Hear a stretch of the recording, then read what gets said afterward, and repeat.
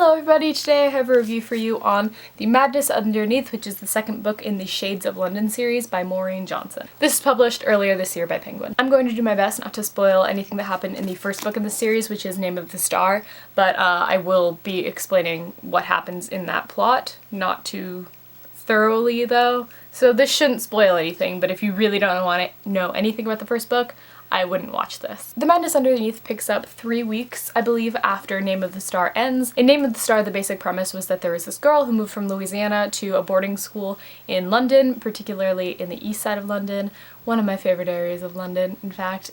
Reading these books really makes me London homesick. She moves there, and then there starts to be these Jack the Ripper killings, a copycat killer in the same fashion of Jack the Ripper, and then there's all this stuff with ghosts, and she can see ghosts because she had a near-death experience, and she meets other people who can see ghosts, and it's a really interesting story. Madness Underneath picks up 3 weeks later after she has had a rather traumatic run-in with the Jack the Ripper copycat killer, and that's all I'm gonna say. She's back in Bristol, which is where her parents live. She's been taken out of her school in London because of the traumatic event, and she's not too happy about it. She's really passive. She's having to go see a therapist, and it's just not really doing anything, and she feels a little stuck and also a little lost, and that's where this book picks up. For the first like 2/3 of this book, it feels like almost nothing really happens. It doesn't move slowly, but it also doesn't seem like it's moving very much. The actual mystery in this book doesn't start till very far in it, and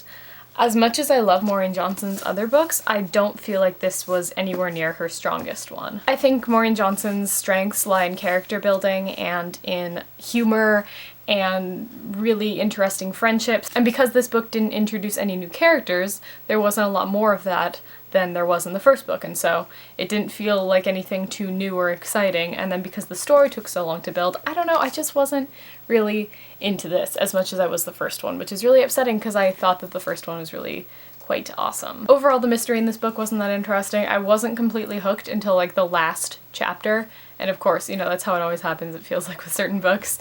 The last chapter happens, you're like, no, I need the next one! I don't know when the next one's going to be published, but yeah, I don't know. Overall, I gave it 3 out of 5 stars, and it was not my favorite book ever. I really don't like giving not totally positive reviews, but I just, if you've read this, you might know what I mean, that it just wasn't